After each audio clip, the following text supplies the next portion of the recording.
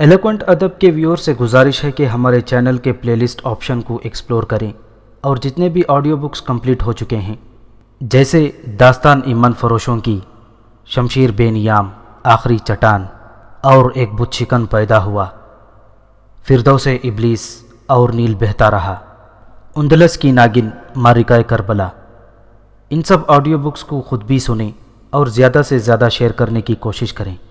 یہی ہمیں سپورٹ کرنے کا بہترین طریقہ ہے۔ جزاک اللہ۔ بسم اللہ الرحمن الرحیم۔ نواب حیدر علی سرنگا پٹنم کے دفاع کے لیے تھوڑی سی فوج چھوڑ کر چنپٹن کے راستے سے ماگڑی کے جنگل میں آیا کہ جب مرہٹے دارالحکومت کا محاصرہ کر لیں تو پیچھے سے ان پر حملہ کیا جائے۔ جنگی نقطہ نظر سے یہ ایک بہترین چال تھی، مگر ترمک راؤ بھی نواب کی اس حرکت سے غافل نہیں تھا۔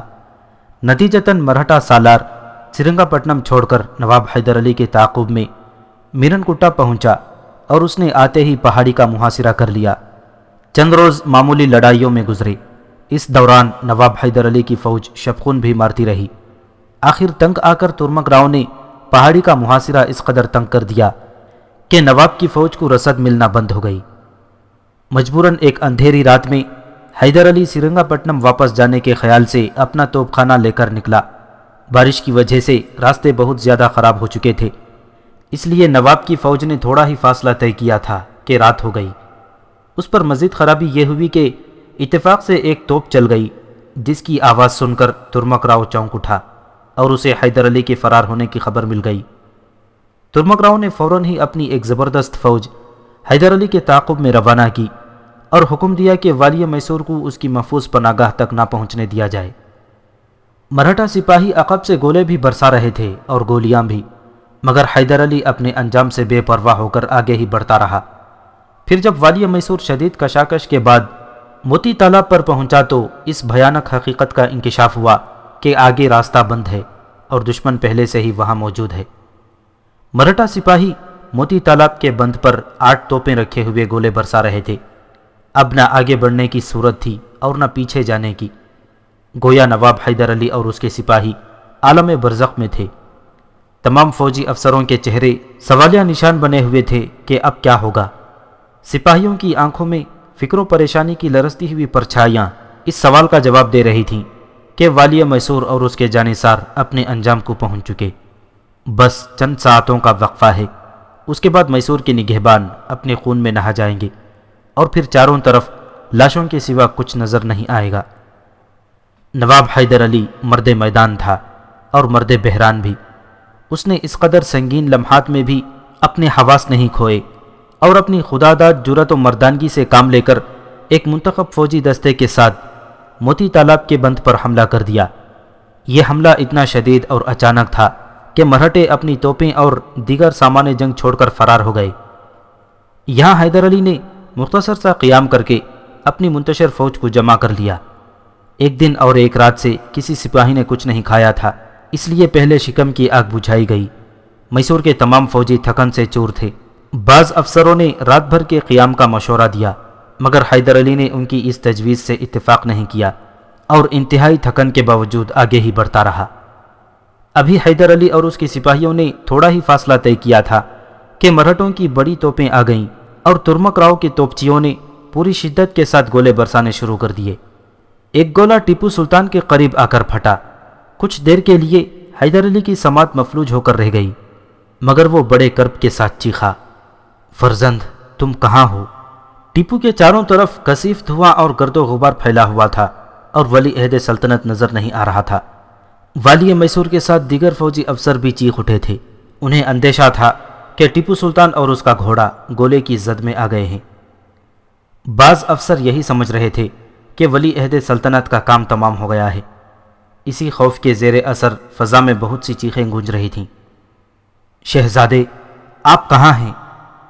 گولے کے دھماکے سے ٹیپو کا گھوڑا الٹ گیا تھا اور ولی عہد سلطنت چند گز کے فاصلے پر جا کر گرا تھا۔ پھر اسے سنبھلنے اور اٹھنے میں کچھ دیر لگی۔ مرہٹا توپیں مسلسل گولے اگل رہی تھی۔ لوگوں کی آوازیں اس قدر تیز تھیں کہ کان پڑی آواز سنائی نہیں دے رہی تھی۔ نواب حیدر علی مسلسل چیخ رہا تھا، فرزند تم کہاں ہو؟ یہ کہتا ہوا والی میسور اس طرف بڑھا جہاں اس کا محبوب بیٹا ایک خوفناک حادثے کی زد میں تھا۔ آخر ٹیپو سنبھل گیا اور اس نے باپ کی دردناک صدا کے جواب میں پوری طاقت سے چیختے ہوئے کہا، بابا محترم، میں بالکل ٹھیک ہوں، آپ اپنا سفر جاری رکھیں۔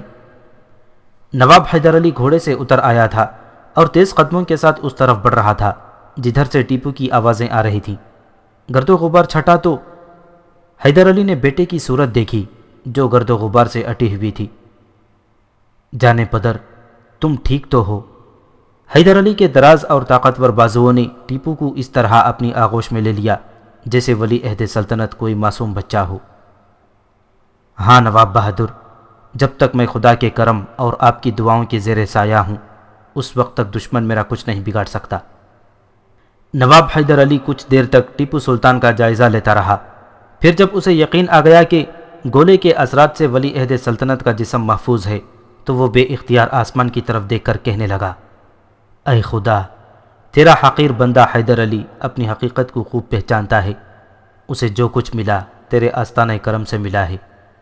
اگر تیری مشیت میں طے ہو چکا ہے کہ وہ ساری نعمتوں سے محروم ہو جائے تو پھر اس حال میں اسے زندہ نہ رکھنا کہ دشمن اس کے جسم پر قابو پا جائیں۔ میں تجھ سے آبرومندانہ موت کا سوال کرتا ہوں، ایسی موت کہ آخری سانس تک تلوار میرے ہاتھ سے نہ چھوٹے اور میرے بدن پر زخموں کی اس قدر لالہکاری ہو کہ میرا دشمن ان جراحتوں کا شمار نہ کر سکے۔ عجیب دعا تھی جسے سن کر ٹیپو سلطان اور دوسرے فوجی افسروں کی آنکھیں بھی بھیگ گئیں۔ سرنگا پٹنم کی طرف سفر جاری تھا کہ اچانک نئی افتاد آ پڑی۔ مراٹھے بڑی توپوں سے مسلسل گولہ باری کر رہے تھے۔ ایک گولہ اس اونٹ پر پڑا جس پر بان لدے ہوئے تھے۔ ناگہاں آگ بھڑک اٹھی اور پھر اس آگ نے دوسرے اونٹوں پر لدے ہوئے بانوں کو بھی اپنی لپیٹ میں لے لیا۔ یہ بڑا خوفناک حادثہ تھا جس کے سبب حیدر علی کی فوج میں شدید انتشار پھیل گیا۔ پھر اس سے بھی بڑی مصیبت یہ پیش آئی کہ جلتے ہوئے بان اڑنے لگے اور ان بانوں کی وجہ سے بارود کی گاڑیوں میں آگ لگ گئی۔ گولے پھٹنے شروع ہو گئے اور فضا دھماکوں سے لرز اٹھی۔ قیامت صغریٰ کا سا منظر تھا۔ میسور کے سپاہی آنکھیں بند کر کے اس طرح بھاگنے لگے کہ اب ان کے سامنے نہ کوئی منزل تھی اور نہ مقصد سفر۔ ہر طرف چیخیں ہی چیخیں تھیں۔ اس افتاد ناگہانی سے حیدر علی کے سینکڑوں سپاہی جل کر ہلاک ہو گئے۔ بارود کے چلنے اور گولیوں کے پھٹنے سے اس قدر دھواں پھیل گیا کہ سپاہیوں کو ایک دوسرے کے چہرے تک نظر نہیں آ رہے تھے۔ مراٹھا فوج نے اس صورتحال سے بھرپور فائدہ اٹھایا۔ وہ دھوئیں اور تاریکی کی آڑ لے کر حیدر علی کے لشکر کے قلب میں آ گھسے، جس کے باعث مزید انتشار پھیل گیا۔ لالا میاں جو رشتے میں حیدر علی کے بھائی شہباز کے داماد تھے شہید ہو گئے۔ مراٹھوں کی اسی یورش میں حیدر علی کا برادر نسبتی سالار میر علی رضا خان اور دوسرے نامور فوجی سردار زخمی ہو کر زمین پر گر پڑے اور پھر حملہ آوروں نے انہیں گرفتار کر لیا۔ ٹیپو سلطان اور حیدر علی دونوں لشکر سے بچھڑ گئے۔ کسی کو پتہ نہیں تھا کہ کون کہاں ہے۔ میسور کا ایک جانباز سالار یاسین خان بڑی بے جگری سے لڑ رہا تھا، مگر اس کے گرد سپاہیوں کی تعداد بہت کم تھی، اس لیے مراٹھے بہت جلد اس پر غالب آ گئے۔ یاسین خان زخموں سے چور ہو کر زمین پر گر پڑا تھا۔ مراٹھا سپاہیوں نے اسی حالت میں اسے گرفتار کر لیا اور اپنے خیمے میں لے گئے۔ یاسین خان اپنے قد و قامت اور شکل و صورت کے اعتبار سے نواب حیدر علی سے بہت زیادہ مشابہ تھا۔ اسے دیکھتے ہی ترمک راؤ نے پوچھا، تو کون ہے؟ یاسین خان بہت ذہین انسان تھا۔ وہ فوراً سمجھ گیا کہ مراٹھے سالار کے ذہن میں کس قسم کے اندیشے سر ابھار رہے ہیں۔ یاسین خان نے کوئی جواب نہیں دیا اور سر جھکا لیا۔ یاسین خان کی اس حرکت پر ترمک راؤ کا تجسس کچھ اور بڑھا۔ تیری خاموشی اور ندامت بتاتی ہے کہ تو نواب حیدر علی کے سوا کوئی اور نہیں ہو سکتا۔ اب یاسین خان کو یقین ہو چلا تھا کہ ترمک راؤ شبہ میں مبتلا ہے اور اسے حیدر علی سمجھ رہا ہے۔ یاسین خان ایک معتمد اور جانثار سپاہی تھا، اس لیے اپنے آپ کو سنگین خطرے میں ڈال کر والی میسور کو بچا لیا۔ ہاں ترمک راؤ، میں وہی بدنصیب ہوں جس نے تیرے ہاتھوں شکست کھائی اور اقتدار سے محروم ہو گیا۔ یہ کہہ کر یاسین خان نے سر جھکا لیا۔ یاسین خان کا جواب بڑا معنی خیز تھا۔ ترمک راؤ کا شبہ یقین میں بدل گیا اور اس نے اپنے سپاہیوں کو حکم دیا کہ والی میسور کی زنجیریں کھول دی جائیں اور انہیں ادب و احترام کے ساتھ بہترین خیمے میں بطور مہمان رکھا جائے۔ حیدر علی یعنی یاسین خان کی گرفتاری پر سالار ترمک راؤ نے ایک ہنگامہ خیز جشن منایا، جی بھر کے شراب پی، قریب کے دیہاتوں سے پکڑی ہوئی نوخیز و حسین لڑکیوں سے دل بہلایا، اور پھر جب اس کی ہوس کا خمار ٹوٹا تو اس نے اپنے ایک تیز رفتار قاصد کو خط دے کر پونا روانہ کر دیا۔ ترمک راؤ نے اپنے خط میں نواب حیدر علی کی شکست اور گرفتاری کا ذکر کرتے ہوئے لکھا تھا، محترم پیشوا کا اقبال بلند ہو کہ اس غلام نے آپ کے ایک خواب کی تعبیر حاصل کر لی ہے۔ حیدر علی زندہ حالت میں گرفتار ہو چکا ہے اور میرے قریب کے خیمے میں ایک قیدی کی حیثیت سے سانس لے رہا ہے۔ دوسرے خواب کی تعبیر عنقریب پیش کر دوں گا۔ میرے بہادر سپاہی برق رفتاری کے ساتھ سرنگا پٹنم کی طرف بڑھ رہے ہیں۔ بس چند روز کی بات ہے، حیدر علی کا دارالحکومت بھی آپ کے قدموں تلے ہوگا۔ جب حیدر علی نے دیکھا کہ بازی مکمل طور پر الٹ چکی ہے اور دھوئیں کی کثرت کے باعث فوج نظر آ رہی ہے اور نہ کوئی ساتھی ہے، تو وہ اکیلا ہی سرنگا پٹنم کی طرف چل پڑا۔ حیدر علی کی زندگی کا یہ بدترین وقت تھا۔ شکست کے آثار مکمل طور پر نمایاں ہو چلے تھے۔ مزید قیامت یہ کہ تمام ساتھی بچھڑ گئے تھے اور محبوب بیٹے کا بھی دور دور تک کوئی نشان نہیں تھا۔ راستے بھر شدید کرب کے عالم میں دعائیں مانگتا رہا، اے بے پناہ کرم والے، وقت کی رفتار تیرے ہی تابع ہے، میں اپنی سی کوشش کر کے ہار گیا، اب اگر تو ہی چاہے گا تو یہ گراں وقت ٹلے گا۔ میری فوج کی حفاظت کر، میرے سرداروں کی آبرو رکھ اور میرے بیٹے کو دشمنوں کے فتنہ و شر سے بچا۔ زمین بھی تیری، اقتدار بھی تیرا، تیرے سوا کوئی کارساز نہیں۔ یہ دعا مانگتا ہوا حیدر علی حضرت شاہ قادر ولی رحمۃ اللہ علیہ کے مزار کے احاطے میں داخل ہوا۔ حضرت شاہ قادر ولی رحمۃ اللہ علیہ کی درگاہ سرنگا پٹنم کے نواح میں واقع ہے اور صدیوں سے اہل ایمان کا مرکز دل و نگاہ ہے۔ قادر ولی اپنے دور میں ایک نامور بزرگ گزرے ہیں۔ یہاں پہنچ کر حیدر علی نے 2 رکعت نماز ادا کی اور پھر دعا مانگتے وقت والی میسور پر گہری رقت طاری ہو گئی۔ ٹیپو سلطان بھی اپنے لشکر سے بچھڑ گیا تھا، بس 2 سپاہی اس کے ساتھ رہ گئے تھے۔ مرہٹا فوجی ولی عہد سلطنت کے تعاقب میں تھے۔ آخر ٹیپو جان بچانے کے لیے دیہات کے ایک باغ میں داخل ہو گیا۔ شہزادے، آپ کسی مکان میں پناہ لے لیجئے، ہم اسی مقام پر آپ کے گھوڑے کی حفاظت کر رہے ہیں۔ دشمنوں کے تعاقب کا خطرہ کم ہوتے ہی ہم آپ سے آ ملیں گے، اور اگر خدمت عالی میں حاضر نہ ہو سکیں تو سمجھ لیجئے گا کہ یا تو ہمارے جسم دشمنوں کی تلواروں کا نشانہ بن گئے ہیں یا زنجیروں میں جکڑے گئے۔ ٹیپو گھوڑے سے اتر کر کچے مکانوں کی طرف بڑھا جن کا سلسلہ دور تک پھیلا ہوا تھا۔ جب ولی عہد سلطنت نے ایک مکان کے دروازے پر دستک دی اور صاحب مکان باہر آیا تو اسے اندازہ ہوا کہ یہ پورا گاؤں ہندو آبادی پر مشتمل ہے۔ ٹیپو جھجک کر رہ گیا۔ ہندو ہی اس کے تعاقب میں تھے اور وہ بھاگتے بھاگتے ایک ہندو ہی کے دروازے تک آ پہنچا تھا۔ میرے بھائی، میں ایک مسافر ہوں جو اپنے قافلے سے بچھڑ گیا ہوں، کیا تم ایک رات کے لیے مجھے اپنے مکان میں جگہ دے سکتے ہو؟ صاحب مکان بہت غور سے ولی عہد سلطنت کے چہرے اور فوجی لباس کو دیکھ رہا تھا، پھر اس کی آنکھوں میں عجیب سی چمک جاگ اٹھی اور وہ کچھ کہے بغیر الٹے پاؤں اپنے گھر کی طرف چلا گیا۔ ٹیپو کو خیال گزرا کہ مالک مکان نے اسے پہچان لیا ہے اور وہ اپنے گھر کے دروازے سے نکل کر محلے داروں کو اس کے بارے میں خبر کرنے گیا ہے۔ اس خیال کے آتے ہی ٹیپو سلطان واپس جانے کے لیے مڑا، مگر دوسرے ہی لمحے ایک نسوانی آواز ابھری، کنور، بھگوان کے لیے رک جائیے، جیون بھر کی پرارتھنا آج پوری ہوئی ہے۔ ٹیپو نے مڑ کر دیکھا، ایک خوبصورت ہندو عورت تیزی کے ساتھ دروازے سے نکلی اور بے اختیار اس کے قدموں سے لپٹ گئی۔ اتنے سمے بعد تو میرے بھاگ جاگے ہیں، میں اپنے دیوتا کو اس طرح نہیں جانے دوں گی۔ آہستہ بول، مرہٹے میرے تعاقب میں ہیں، ٹیپو نے عورت کی پرشور آواز سن کر گھبرائے ہوئے لہجے میں کہا۔ آپ گھر کے اندر آ جائیے، مرد نے ٹیپو کے قدموں کو چھوتے ہوئے کہا، پھر کوئی خطرہ باقی نہیں رہے گا۔ ٹیپو تیزی سے گھر کے اندر داخل ہو گیا۔ دونوں میاں بیوی اس طرح خدمت میں لگ گئے تھے جیسے وہ اس کے زر خرید غلام ہوں۔ کھانا کھانے کے بعد ٹیپو سلطان نے ان سے پوچھا، تم کون ہو اور تم نے مجھے کس طرح پہچانا؟ ولی عہد سلطنت ایک چارپائی پر دراز تھا اور عورت و مرد زمین پر بیٹھے ہوئے تھے۔ ٹیپو نے بہت اصرار کیا کہ وہ دونوں بھی پلنگ پر بیٹھ جائیں، مگر گھر کے مالک یہی کہتے رہے، आखिर देवता और भक्तों में कोई फ़र्क तो होना चाहिए। फिर इस सूरत हिंदू औरत ने अश्कबार आंखों के साथ टीपू को बताया, मैं वही देवदासी हूँ जिसकी ज़िंदगी धर्म के ठेकेदारों ने अजीरन कर दी थी। फिर नवाब बहादुर किसी देवता की तरह आकाश से उतरे और मुझे राजा कृष्णा और खंडेराव के खूनी पंजों से निजात दी। ये मेरे शौहर हैं। हिंदू औरत ने मर्द की तरफ इशारा करते हुए कहा, नवाब बहादुर ने मुझे बेटी की तरह रुखसत किया था। राजकुंवर, उस वक्त आप छोटे थे, मगर मैं आपको किस तरह भूल सकती हूँ। मेरे शौहर मुझे यही इत्तला देने आए थे कि देवता हमारे द्वार पर खड़े हैं। टीपू सुल्तान एक हिंदू मर्द औरत के इस जज्बा एहसान शनासी से बहुत मुतासिर हुआ। वली अहद सल्तनत ने 2 दिन तक देवदासी के घर में क़ियाम किया। इस दौरान उसका शौहर टीपू के दोनों सिपाहियों को भी खाना पहुंचाता रहा। फिर जब फ़ज़ा साफ़ हो गई और मराठों के ताक़ुब का ख़तरा टल गया तो टीपू सुल्तान अपने दोनों सिपाहियों के हमराह सिरंगापट्टनम की तरफ रवाना हो गया। वली अहद सल्तनत 3 रोज़ से गायब था और नवाब हैदर अली के इस्तिराब में लहजा बलहजा इजाफा होता जा रहा था।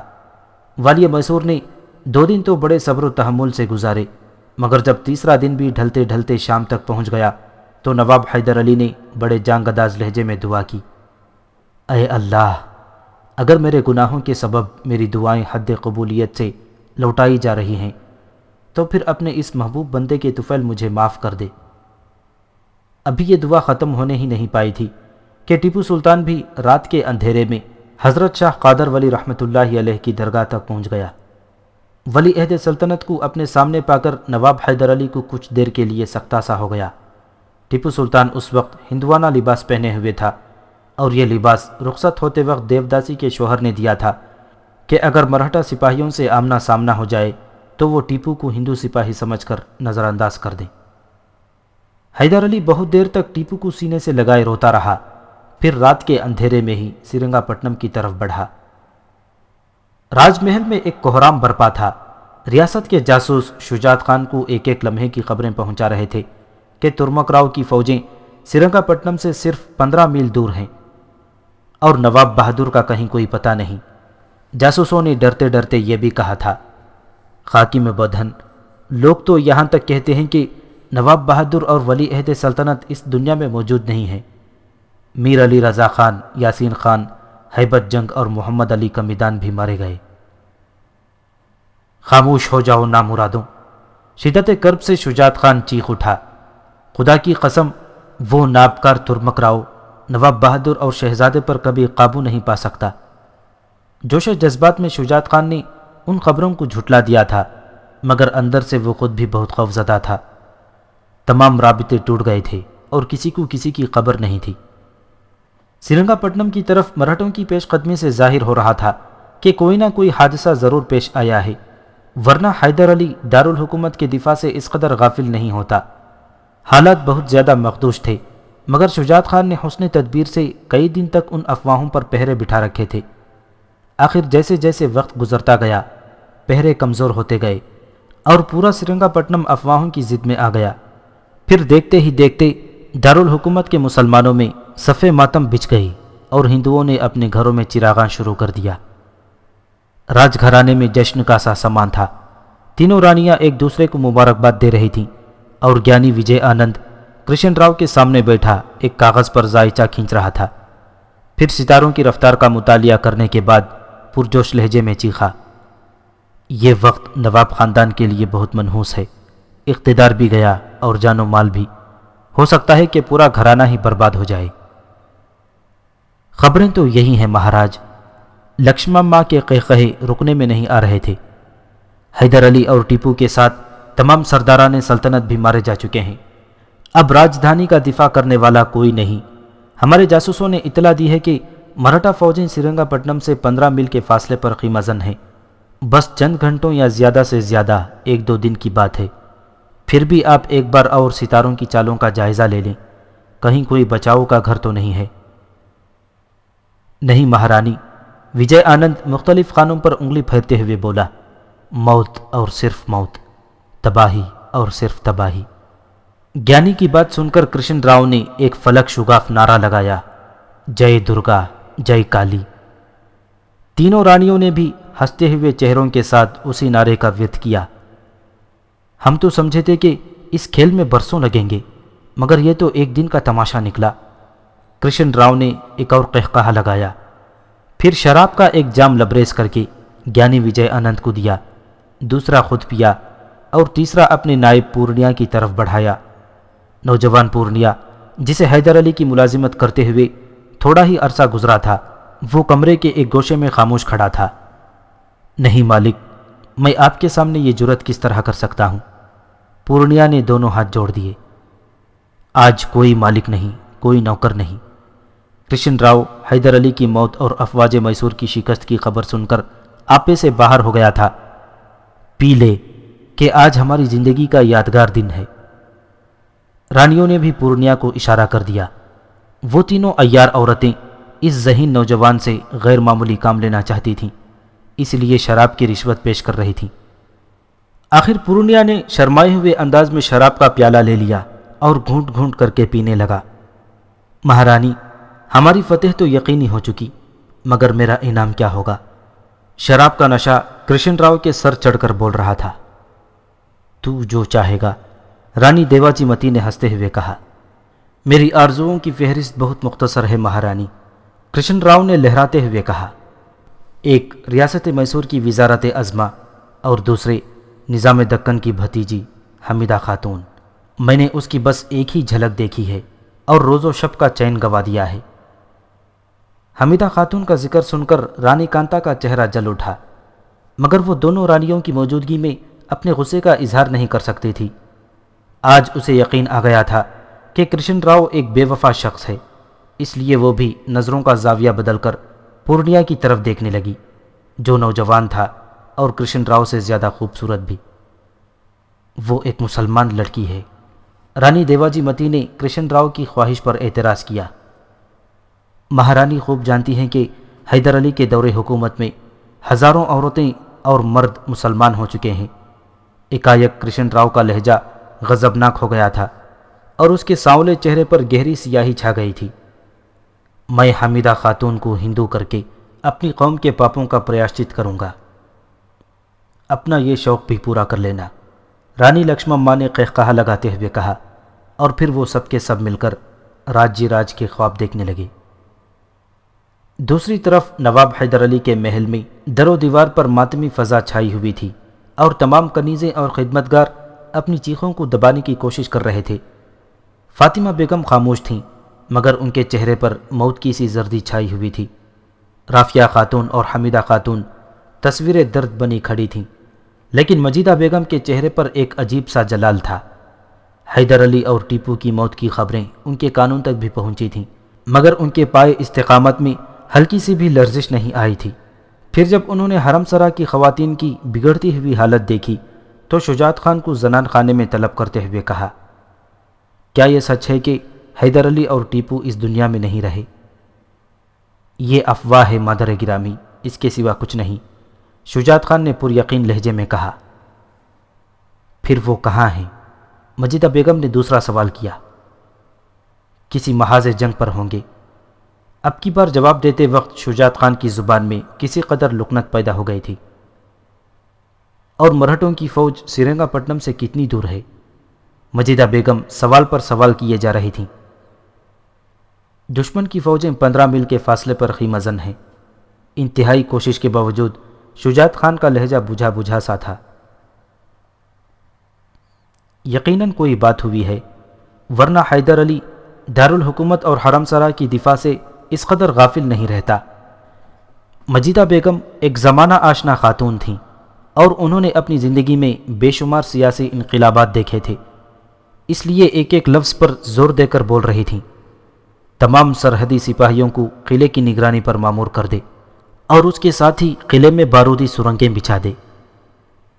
میں سمجھا نہیں مادر گرامی، شجاعت خان نے چونک کر کہا، بارودی سرنگوں کا قلعہ سے کیا تعلق ہے؟ اگر حیدر علی واپس نہیں آیا اور دشمن قلعے پر قابض ہو گیا تو کیا تو مجھے اور حرم سرا کی خواتین کو مرہٹوں کے حوالے کر دے گا؟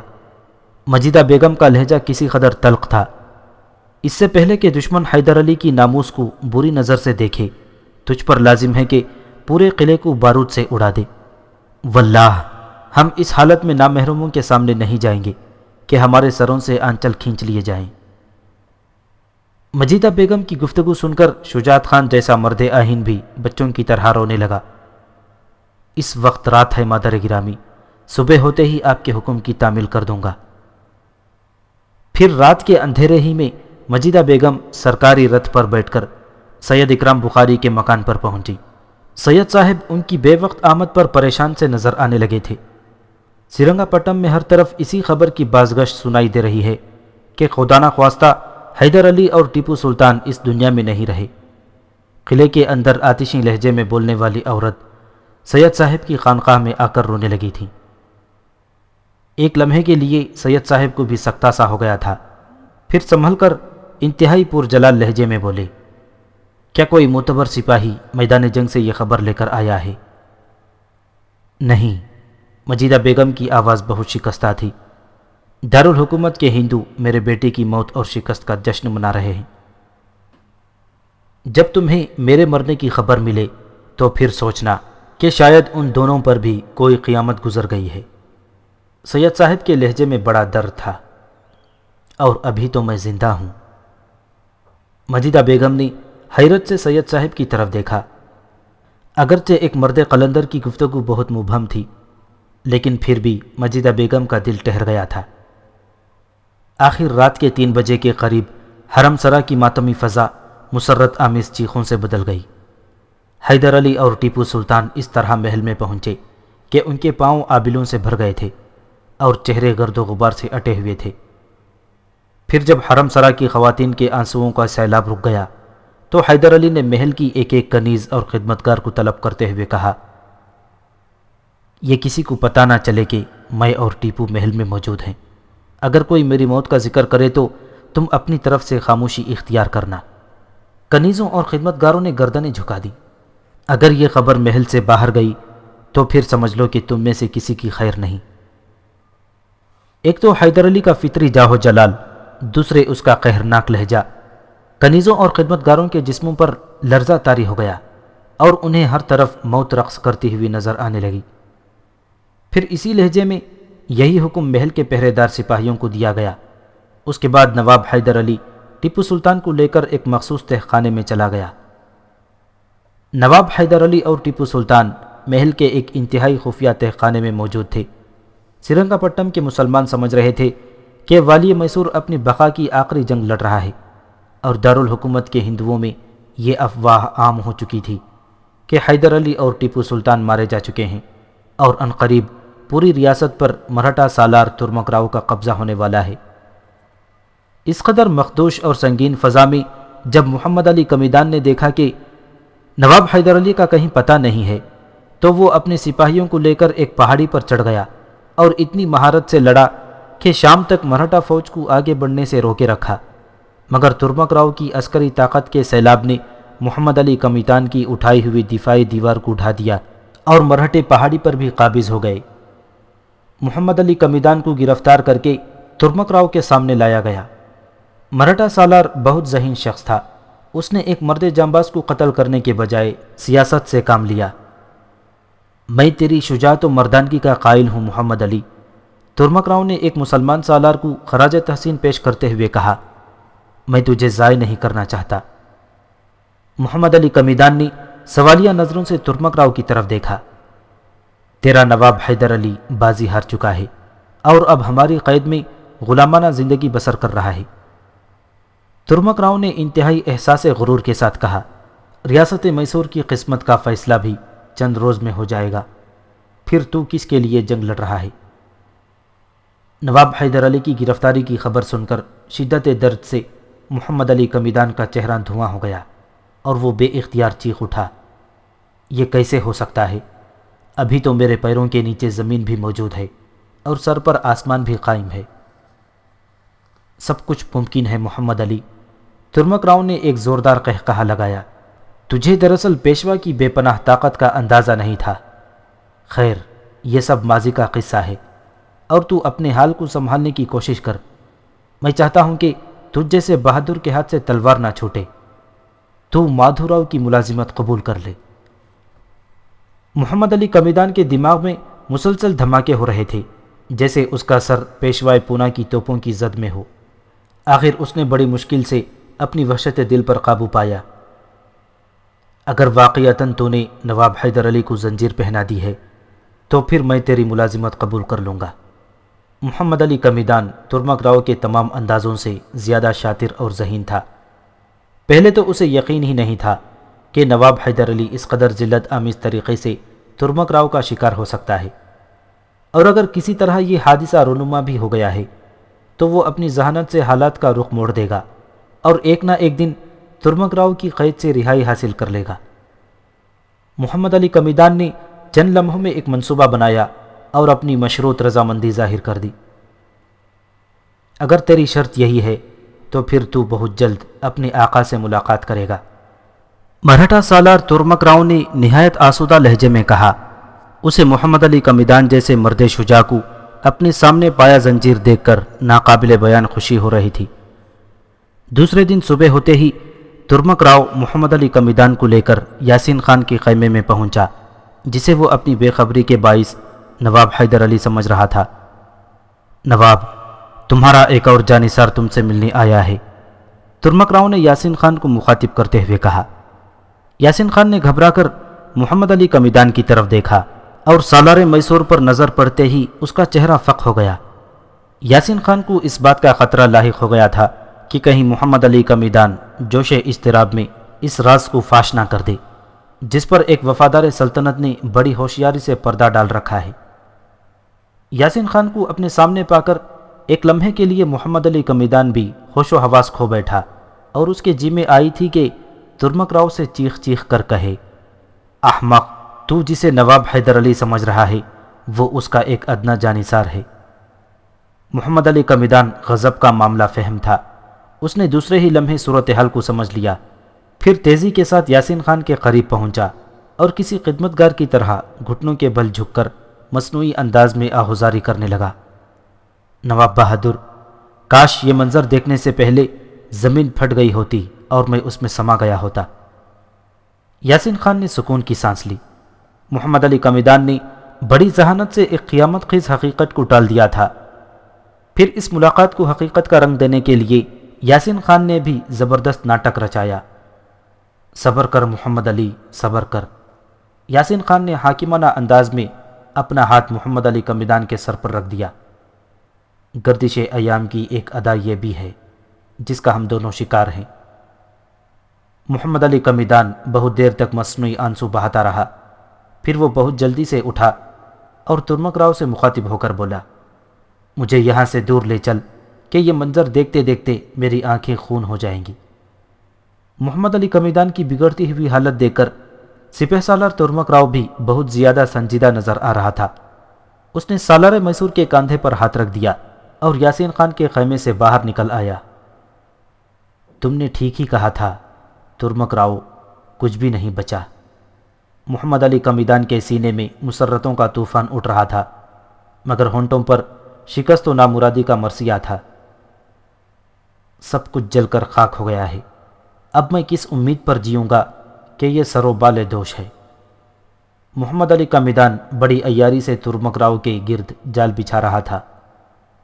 مرہٹا سالار اسے بہت دیر تک تسلیاں دیتا رہا۔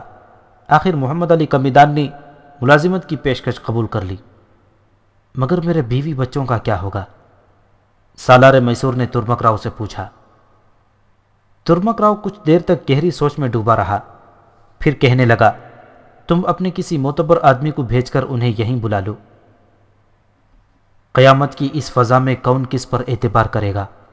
محمد علی کا میدان نے غمزدہ لہجے میں کہا۔ تو پھر تم خود چلے جاؤ۔ آخر ترمک راؤ محمد علی کا میدان کے فریب میں آ گیا، اور پھر دوسرے دن سالار میسور اپنی سپاہیوں کے ہمراہ بیوی بچوں کو لانے کے لیے ترمک راؤ کے خیمے سے نکلا۔ ترمک راؤ نے اپنی دانست میں بڑی ذہانت کا مظاہرہ کرتے ہوئے محمد علی کا میدان اور اس کے سپاہیوں سے ہتھیار رکھوا لیے تھے۔ مرہٹا سالار کے خیال میں یہ نہتے سپاہی اس شیر کے مانند تھے جس کے دانت توڑ دیے گئے ہوں اور خونی پنجے کاٹ دیے گئے ہوں۔ ترمک راؤ میسور کے ان شیروں کو گیدڑوں سے بھی زیادہ بے ضرر سمجھ رہا تھا۔ محمد علی کا میدان اور اس کے ساتھی مسلسل آگے بڑھتے رہے۔ پھر جب رات آ گئی تو سالار میسور اس مقام پر ٹھہرا جہاں مرہٹا سپاہیوں کا ہراول دستہ اپنی فوج کی حفاظت کے لیے خیمہ زن تھا۔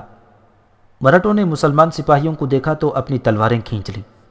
محمد علی کا میدان نے ان سے فریادی لہجے میں کہا، ہم بنگلور کے بنجارے ہیں، اپنے مویشی فروخت کرنے سرنگا پٹنم جا رہے تھے کہ حیدر علی نے ہمارا تمام مال و اسباب لوٹ لیا، بس جسم پر یہ کپڑے باقی بچے ہیں، 2 دن سے کچھ کھایا پیا نہیں ہے، ایک رات یہاں ٹھہر جانے دو، کہیں اندھیرے میں حیدر علی کے سپاہی حملہ نہ کر دیں اور ہم اپنی جانوں سے بھی چلے جائیں۔ ایک تو محمد علی کا میدان کی گریہ وزاری، دوسرے اس کی اور اس کے ساتھیوں کی شکستہ حالت، مرہٹا سپاہیوں کو سالار میسور کی افسانہ ترازی پر یقین آ گیا اور انہوں نے یہ کہہ کر ان بنجاروں کو رات بھر کے لیے قیام کی اجازت دے دی، ایک طرف پڑ جاؤ مگر صبح ہوتے ہی یہاں سے چلے جانا، ہمارے اور حیدر علی کے درمیان جنگ چھڑی ہوئی ہے۔ محمد علی کا میدان نے مرہٹا سپاہیوں کا شکر ادا کیا اور اپنے سپاہیوں کو ساتھ لے کر قریب ہی کچی زمین پر دراز ہو گیا۔ پھر اس نے اپنے ایک ایک سپاہی کو سرگوشیوں میں حکم دیا کہ ہر شخص رات بھر جاگتا رہے۔ تمام سپاہی یہ سوچ کر پریشان تھے کہ ان کا سالار محفوظ راستے سے سرنگا پٹنم جانے کے بجائے دشمن کے منہ میں کیوں آ پڑا ہے، مگر محمد علی کا میدان کے دل کا راز کسی پر بھی نہیں کھلتا تھا۔ آخر جب آدھی رات کے قریب سرد ہوا کے جھونکوں نے مرہٹا سپاہیوں کو سلا دیا تو محمد علی کا میدان اٹھا اور اپنے ساتھیوں سے کہنے لگا، دبے پاؤں بلی کی طرح چلتے ہوئے مرہٹوں کے سروں پر پہنچ جاؤ اور انہی کے ہتھیاروں سے ان پر حملہ کر دو۔ بڑا عجیب حکم تھا، مگر ہر سپاہی اپنے سالار کا حکم ماننے کے لیے مجبور تھے۔ تمام مرہٹے بے خبر پڑے ہوئے تھے اور جنگل کی کھلی فضا میں ان کے خراٹے اس بات کا اعلان کر رہے تھے کہ ترمک راؤ کی سپاہیوں اور مردہ انسانوں میں کوئی فرق نہیں ہے۔ محمد علی کا میدان اور اس کے ساتھیوں نے مرہٹوں کی گہری نیند سے خوب فائدہ اٹھایا۔ پھر جب تک مرہٹے سنبھلتے اور صورتحال کو سمجھنے کی کوشش کرتے، اس وقت تک محمد علی اور اس کے ساتھی اپنا مقصد حاصل کر چکے تھے۔ رات کی تاریکی اور نیند کا خمار، غرض یہی دونوں چیزیں مرہٹوں کی ہلاکت کا سبب بن گئیں۔ محمد علی کا میدان اور اس کے سپاہیوں نے صبح ہونے سے پہلے تمام مرہٹوں کو قتل کر ڈالا اور اس کا سارا جنگی ساز و سامان چھین کر سرنگا پٹنم پہنچ گیا۔ محمد علی کا میدان کے پہنچتے ہی سرنگا پٹنم میں ایک ہلچل سی مچ گئی تھی۔ تینوں رانیاں بہت زیادہ پریشان نظر آ رہی تھیں۔ کرشن راؤ اور گیانی وجے آنند انہیں بار بار تسلیاں دے رہا تھا۔ محمد علی کے سرنگا پٹنم آنے سے کیا فرق پڑتا ہے، وہ میدان جنگ سے بھاگا ہوا سپاہی ہے جسے سرنگا پٹنم میں چند روز سے زیادہ امان نہیں مل سکتی۔ نواب حیدر علی اور ٹیپو سلطان دونوں مارے جا چکے ہوں گے، اگر وہ زندہ ہوتے تو قلعے میں ان کی آمد کا جشن ضرور منایا جاتا۔ کرشن راؤ نے اپنے نائب کی طرف اشارہ کرتے ہوئے کہا، تیری اطلاعات کیا ہیں؟ پورنیا نے محل کی ایک ہندو کنیز آرتی کو اپنی جھوٹی محبت کا اسیر بنا لیا تھا اور پھر معصوم آرتی محبت کے اسی نشے میں پورنیا کے لیے ایک جاسوسہ کی خدمت انجام دے رہی تھی۔ آرتی ہی نے پورنیا کو بتایا تھا کہ محل کی فضا بہت سوگوار ہے، ہر شخص اس طرح خاموش نظر آتا ہے جیسے وہ کسی گہرے صدمے سے دوچار ہے۔ پورنیا نے آرتی کے الفاظ رانیوں کے سامنے دہرا دیے، مگر ترمک راؤ سرنگا پٹنم پر حملہ کیوں نہیں کرتا؟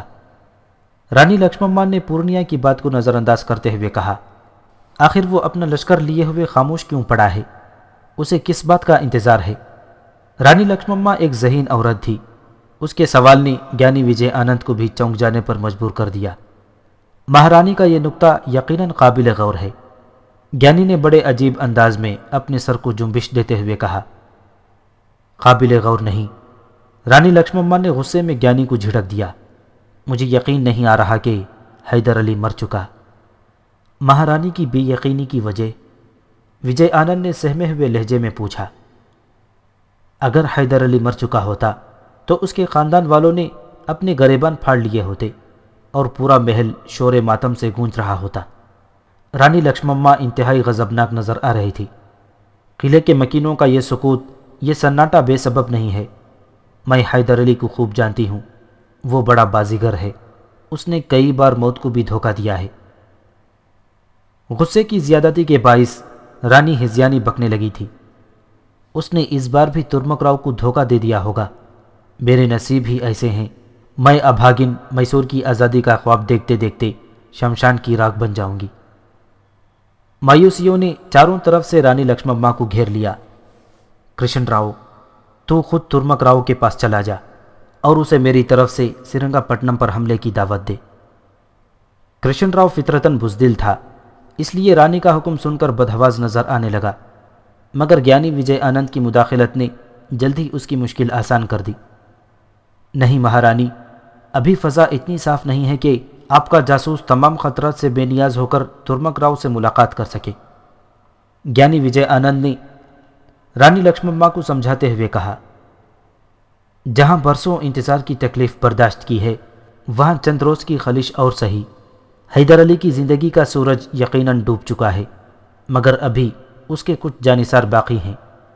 بہت جلد یہ بھی میدان چھوڑ دیں گے، پھر آپ کے خواب کی حسین تعبیر لے کر نئی صبح طلوع ہوگی اور رام راجیہ کی روشنی سرزمین میسور کے گوشے گوشے میں پھیل جائے گی۔ بظاہر گیانی وجے آنند اور کرشن راؤ انتہائی پرجوش لہجے میں باتیں کر رہے تھے، مگر وہ خود بھی اندر سے بہت زیادہ ڈرے ہوئے تھے۔ سرنگا پٹنم پر مرہٹوں کے حملے میں جس قدر تاخیر ہوتی جا رہی تھی، اسی قدر ان کے دل بھی ڈوبتے جا رہے تھے۔ میسور کی رانیوں اور ان کے حامیوں نے نواب حیدر علی اور ٹیپو سلطان کو مردہ تصور کر لیا تھا، مگر یہ دونوں باپ بیٹے انتہائی رازداری کے ساتھ محل کے تہخانے میں بیٹھ کر ترمک راؤ سے جنگ جاری رکھنے کے لیے نئی منصوبہ بندی کر رہے تھے۔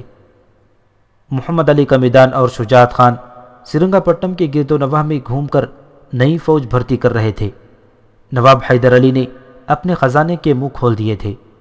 نتیجتاً 15 دن کے مختصر سے عرصے میں والی میسور کے پاس 12,000 سوار اور 20,000 پیادے جمع ہو گئے۔